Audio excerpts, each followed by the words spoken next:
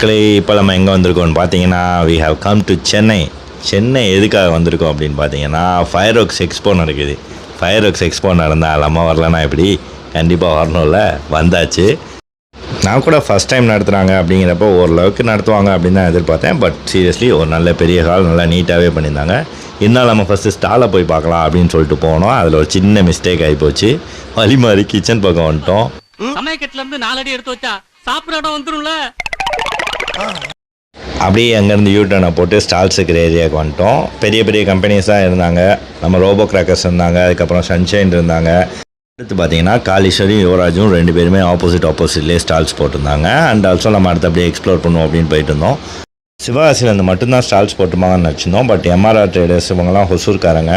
And also வழக்கம் போல் சிவகாசியில் இருக்க famous brands Anil, standard, இவங்களும் ஸ்டால்ஸ்லாம் இருந்துச்சு. எல்லாத்தையும் பார்த்துட்டு இருந்தோம். அவங்க எல்லா ப்ராடக்ட்ஸையுமே நல்லா நீட்டாக டிஸ்பிளே பண்ணியிருந்தாங்க. அண்ட் ஸ்ரீமன் பார்த்தோம், அவங்க கிஃப்ட் பாக்ஸஸை வந்து டிஸ்பிளே பண்ணியிருந்தாங்க ஒரு பேனரில். பெருசாக போய்கிட்டு இருக்கு. ஆனால் எனக்கு இங்கே இருந்ததுலேயே ரொம்ப பிடிச்ச ஸ்டால் வந்து இந்த சஹாரா ப்ராடக்ட்ஸ் தான். நிறையா கன்ஸ் வச்சுருந்தாங்க. ரோல் கேப் கன்ஸ்லேயே நிறையா வெரைட்டிஸ் எல்லாமே நிறையா வச்சுருந்தாங்க. அண்ட் ஆல்சோ பக்கத்துலேயே ஒரு ஃபயர் சேஃப்டிக்கு தாங்க வந்து ஸ்டால் போட்டிருந்தாங்க. ஸோ அவங்க ஸ்டாலில் போய் சில டவுட்ஸ்லாம் கேட்டுட்டு இருந்தோம். நம்ம சேஃப்டி ரீசன்ஸுக்கு என்னென்ன பண்ணலாம், எப்படி பண்ணால் அது இன்னும் வந்து பெட்டர் ஆகும். அண்ட் ஆல்சோ நமக்கும் இந்த ஃபயர் எக்ஸ்டிங்விஷர்ஸ் பற்றியே கொஞ்சம் டவுட்ஸ்லாம் இருந்துச்சு. ஸோ அதையும் அவங்ககிட்ட கேட்டோம். அதுக்கும் அவங்க நீட்டாக நல்லா எக்ஸ்பிளைன் பண்ணாங்க. எப்படி பண்ணலாம், நீங்கள் நல்ல சொல்யூஷன் எதிர்பார்க்குறீங்க அப்படின்னா ஃபுல் அண்ட் ஃபுல் ஆட்டோமேட்டிக் போயிருங்க. அதுதான் உங்களுக்கு வந்து ஒரு பெஸ்ட்டு சொல்யூஷன் கொடுக்கும். ஏன்னா ஒரு ஹியூமன் எரர் இருக்கும். ஒரு ஃபயர் எக்ஸ்டிங்விஷர் எடுத்துகிட்டு போய் அணைக்கிற டைம்னு ஒன்று இருக்குது. ஆனால் இதுவே ஆட்டோமேட்டிக் போயிட்டீங்க அப்படின்னா ஃபயர் செஞ்சுன்னா அதுவே ஃபுல் ஃபோர்ஸில் வந்து ஃபயரை வந்து அணைச்சிரும். ஸோ அவங்களுக்கு பெஸ்ட்டு சொல்யூஷன் வந்து ஆட்டோமேட்டிக் தான் அப்படிங்கிறத வந்து அவர் எக்ஸ்பிளைன் பண்ணார். And he was very friendly. So யாரும் புதுசாக கன்ஸ்ட்ரக்ஷன் பண்ணுறீங்க, உங்களுக்கு ஃபயர் சேஃப்டி திங்ஸ்லாம் வேணும் அப்படின்னா இவங்களை காண்டாக்ட் பண்ணலாம். இவங்களே ஃபுல் இன்ஸ்டாலேஷனும் பண்ணி தராங்கன்னு நினைக்கிறேன். But I am not sure about that actually.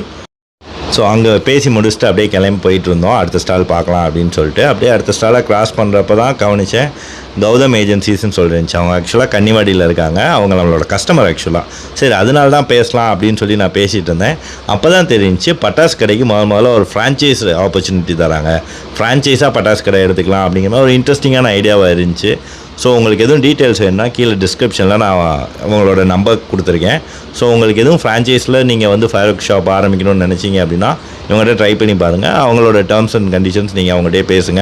அவங்களே நீட்டாக எக்ஸ்பிளைன் பண்ணுவாங்க. அவங்களும் ரொம்ப ஃப்ரெண்ட்லி பீப்புள் தான். ஸோ நீங்கள் எதுவுமே யோசிக்க தேவையில்ல. It will be and safe investment ஆப்பர்ச்சுனிட்டியாக இருக்கும். அண்ட் இதை பேசிகிட்டு இருக்கப்போ நமக்கு ஒரு ஃபாலோவர் ஒருத்தர் கிடச்சார்.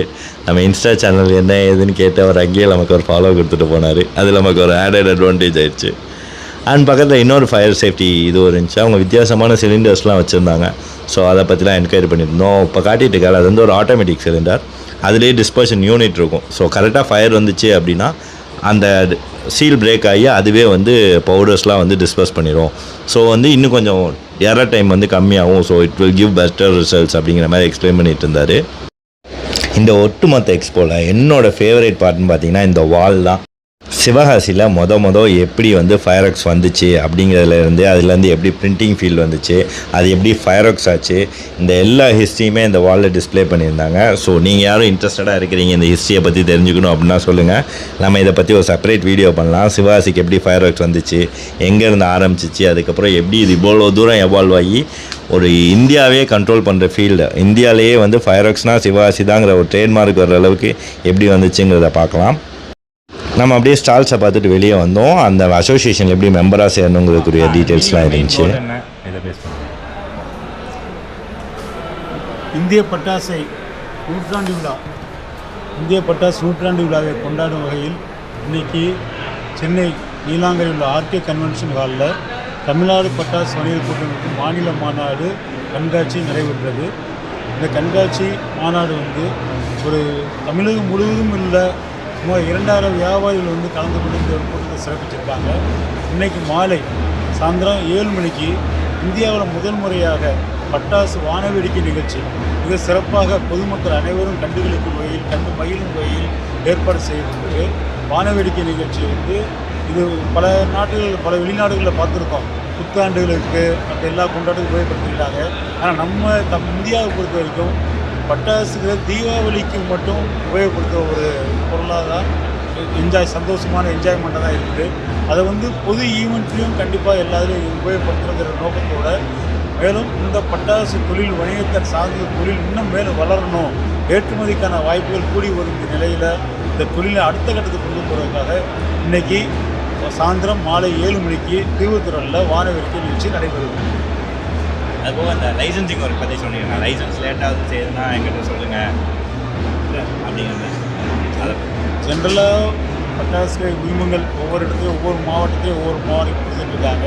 அதே ஒரே சீராக தமிழகம் முழுக்கும் ஒரே சீராக 600 கிலோ வரைக்கும் பட்டாசு விற்பனை சில்லறை விற்பனை பண்ணுவதற்காக உரிமம் வழங்கப்படுது. அது ஒரே சீராக கொடுக்கணும். அதே தமிழகம் முழுக்க 5 ஆண்டுகளுக்கு சட்ட விதிகளின்படி உரிமங்கள் புதுப்பித்து கொடுக்கணுங்கிறதையே எங்களை கோரிக்கையாக கொடுத்துருக்கோம். மேலும் ரினியூவல் பண்ண பேப்பர் கொடுக்கும்போது பல காலதாமதம் ஆகுது. அது 2 மாதத்தில் விண்ணப்பம் கொடுத்ததுலேருந்து 2 மாதம் புதுப்பித்து கொடுக்கணுங்கிறதையும் அந்த கோரிக்கையாக அரசாங்கத்துக்கு சொல்லியிருக்கோம். அதுபோக இப்போ அடுத்து நம்ம இந்த நியூ இயர் இதுக்கெலாம் அந்த மெரினால இந்த மாதிரி எதுவும் எக்ஸ்போர்ட் இது டிஸ்பிளே மாதிரி எதுவும் கண்டிப்பாக இது அடுத்தடுத்து இந்த மாதிரி டிஸ்பிளே ஃபயர்ஸ் வானவேடிக்கை நிகழ்ச்சி நடத்துங்கிறது எங்கள் தமிழ்நாடு பட்டாசு வணிக உற்பத்தி கூட நோக்கமாகவும் செயல்படும். தேங்க்யூ, நன்றி.